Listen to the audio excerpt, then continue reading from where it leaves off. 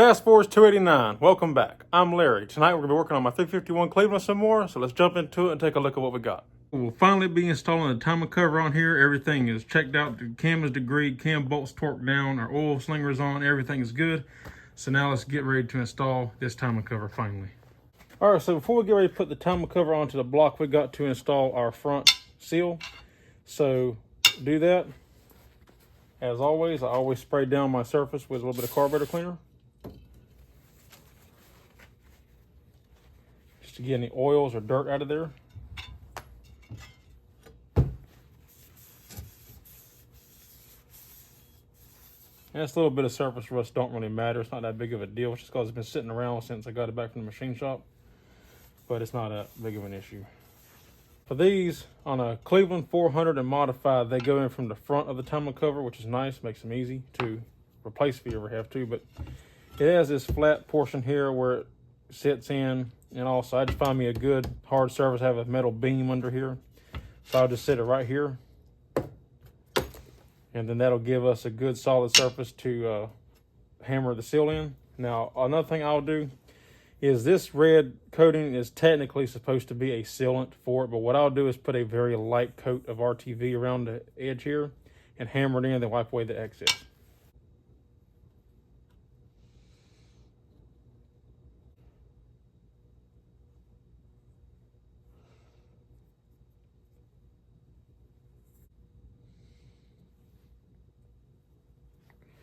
And there you go. That's a very light coating all the way around, and now we're ready to put it in. If you have a block of wood, or even better, a seal driver made for this, it's even better.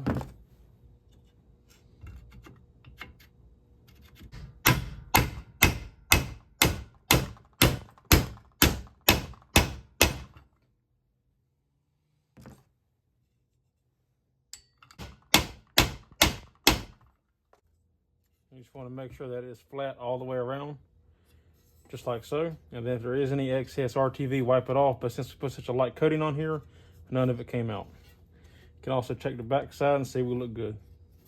We're going to wipe down the face of our block, get any oils and everything, dirt off of here, because we got to apply RTV and we want it to stick, and you can see how dirty it is. So I always test fit my gaskets first just to make sure everything lines up like they're supposed to. So I'll put it on the dowel pins and just kind of set it up here just to see how it's going to look, how it'll sit. And it looks like everything's going to line up.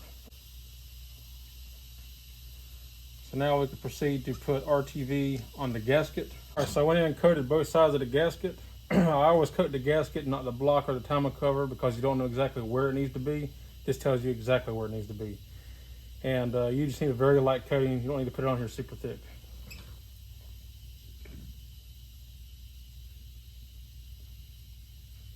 All right, I'll put our dowel pins. And then just, whoops, put it on the wrong way.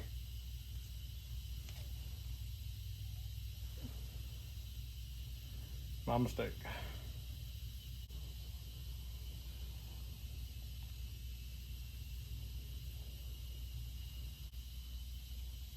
Also, before I put this on, I'll wipe a little bit of oil in this seal here, so then it'll be ready to go whenever I get ready to install the harmonic balancer later, just like so.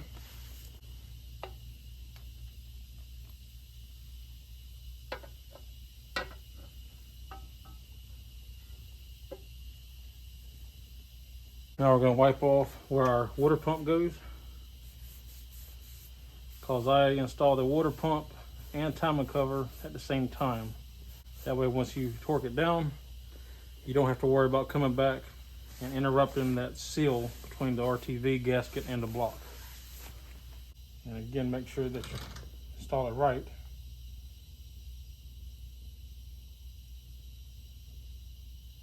Make sure all the holes line up. There's a pointer that goes here. I'm not going to install it right now because I want to paint it off the engine. So then there's paint behind the pointer as well as on the timer cover. So that way it doesn't rust. But when you're going to put these in, this is where that pointer would go.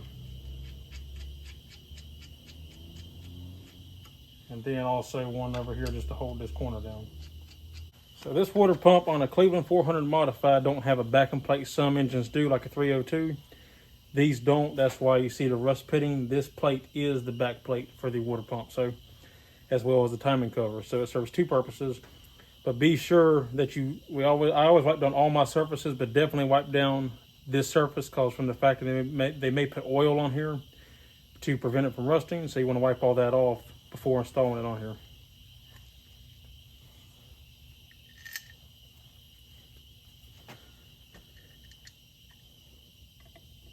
I'll get a couple bolts lined up. That way I make sure the gasket stays. It doesn't wrinkle or anything.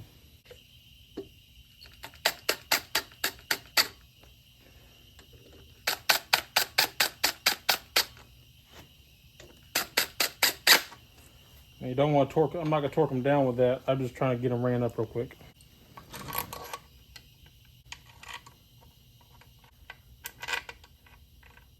The good thing is on a Cleveland 400 modified, none of these bolts go into a water jacket, unlike a 302 or a Windsor. So you don't have to apply RTV. Like on a 302 and Windsor, like, I don't know, this pump's different than a 302, but you'd have like two bolts that go into a water jacket. You got to put RTV around on this side as well as this side. Otherwise it'll leak coolant.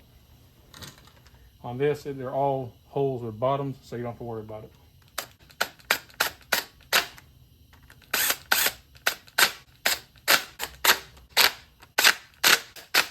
Now, when it comes to this, I do not use a torque spec. I always just go based off feel. And the reason why I wanted to install my water pump with the timer cover, besides the fact of what I said, disturbing the RTV seal between the block and the timer cover, is the water pump also helps hold the timer cover on. So this way it'll compress the timer cover and the water pump all at the same time. So for these, I just hand tighten them based off feel. If you want to use a torque spec, you can. It's up to you. I just do them by feel. That's the way I've always done it, and I've never had a leak.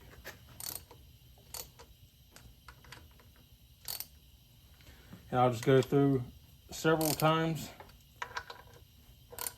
and just tighten them, because as you get to the last one, like most things, the first one you started with may be loose again. So,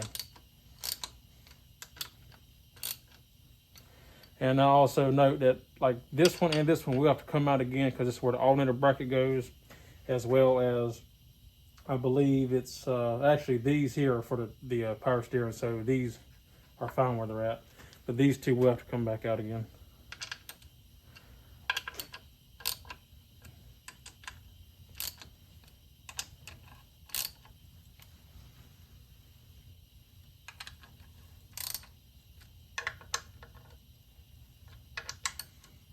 All right, so now we have the timer cover water pump on, and that looks great. So yeah, it looks really good. Now it's up there solid, and that's one step closer now to being complete with that. So we're gonna go ahead and flip the engine over now. We will put the oil pan on now, because now we're ready for that.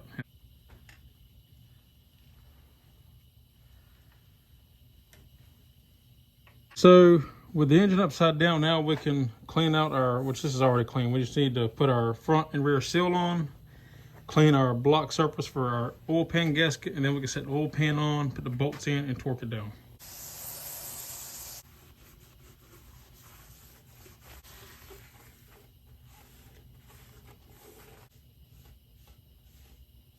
All right, so we got the block prepped. Now this is the moment when you want to go through and check your bottom end one more time, give it one good look over once more, and make sure everything looks fine. As long as everything looks good, it's time to apply some RTV down here, and then put the gaskets on and set the oil pan on it.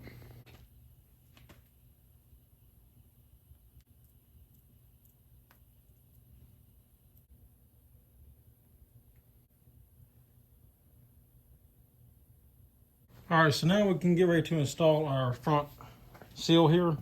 And before we install it, there's something we have to do. It's always a good idea to put a little dab of RTV right here in the corners on both sides, front and back. And then put the seal in here, and that just helps create a better seal down here so oil can't seep past these creases and lines. Like so. And then once we put our seal on here, it'll help press that and squeeze that out.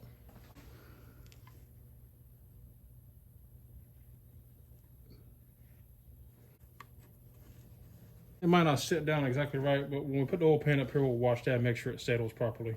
Before we put the pan up here, I'll grab my bottle of oil again, and I just want to give a little bit on the rods where they're at, down in the cylinders, because it's going to get covered in oil anyway when it's running. So you just soak the bottom of the pistons a little bit. Also go over the timing chain again. Now you don't want to get too crazy because it will run out the valley, out of the oil valley. So you don't want to just puddle it on here, but I like to give a little squirt to each one. And then also fall down on the cam too a little bit. I forgot to do it when I put the oil pump on here. I meant to fill the oil pump up with oil and kind of work it a little bit. So what we're going to do is just so it ain't completely dry when it comes time to start it up, which I can do it 2 ways. You can do it 2 ways. After I put the pan on here, we can put oil up in here because it sucks oil up out of the pan into the pump, forces out here, goes to the filter, back through here, and goes to the block. So we can squirt oil up in here and it'll run down all that, but I'm also going to put some up in the cone as well.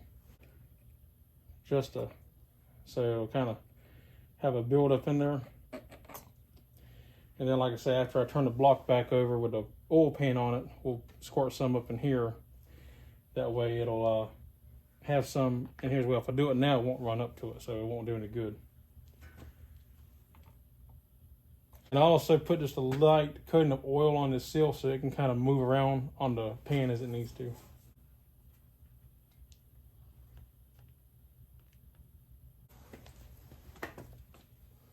So we want to wash this front seal to make sure it goes in there properly and doesn't pinch it or anything like that, because that'll cause it to leak. Got this one settled. It took a little bit of finesse to get it in there right and make sure that it was seated properly. But that's how your gasket should look once it's seated. Now, this is not tightened down all the way yet, but this is how you want it. Even with the gasket on the side, on both sides, front and back, this is how it should look. I went ahead and snug the front and back and tighten all these and run these down. And just much like the timer cover and water pump, I don't use a torque spec on these because the gasket, especially that cork, I just do it by feel. And the best way to describe it is you just want to see this gasket kind of like push out the side just a little bit. You don't want to go so tight that it splits the gasket because then it's going to leak. But you should see it kind of like flare out a little bit all the way around. And when it does that, you know it's good and tight. It should be snug, but not over tight. Alrighty, so we got all the bolts ran down and tightened. So it's done. The oil pan is solid. So here's how I do it if you want to know. I work my way from the middle out and go back and forth. So I would start in the middle bolt, do this one, do that one, and just keep going back and forth like this, going from the middle out like that. I'll run it 1 or 2 times on the sides, then do the front and back bolts, then run it a couple more times on the side, and just keep going back and forth until it's all even all the way down. All the way down. All even all the way down. All the way around the whole perimeter. So, and that's the best way to do it because you don't want to tighten one side than the other. You just don't want to do that. You want it as even as possible to create the best seal. So now I'll give you a close-up. This is with the front seal tightened all the way down, and we'll wipe that RTV off here in a minute, but that's even all the way around. You want to be able to see it just like that. If you can't see that gasket in there, or if it's not even with the lip, then if it's not an even look all the way around, then you got something wrong. And now you can see here what I was talking about, the side gasket. See how it kind of just squeezes it out ever so slightly? You don't want to go so low, or so tight, I mean, that it cracks it. And you can look here and see if it cracked it or not, but you don't want to go too tight where it cracks because, like I said, it'll leak. So you want it tight enough to where any inconsistencies with the pan, in case there's any like waviness that you can't see with the naked eye, in the pan, this cork will compress and actually form to it properly and tighten it down and seal like it's supposed to. So that's all done, and I'm happy with how that turned out. So I'm happy to have the pan on now. Now we can flip the engine over, and I'll actually flip it over kind of sideways so I can put oil in this hole here for the oil pump, like I was saying, and then we can flip it on over, and the bottom is done. We don't have to flip it back over anymore now after this. Now we can take our bottle of oil and just pour right down in this hole and fill that pump up.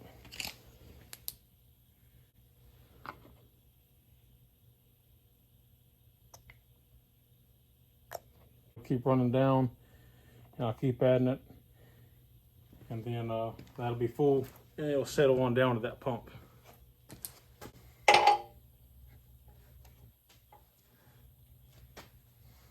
I may have actually overfilled it already, but it should settle down a little bit more than that.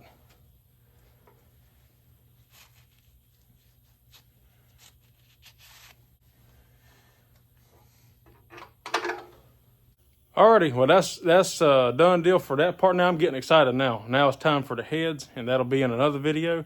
But at least now we finally have that timing cover, that water pump, and the oil pan on. I've been dying to get these on because now it looks a little bit more like an engine now.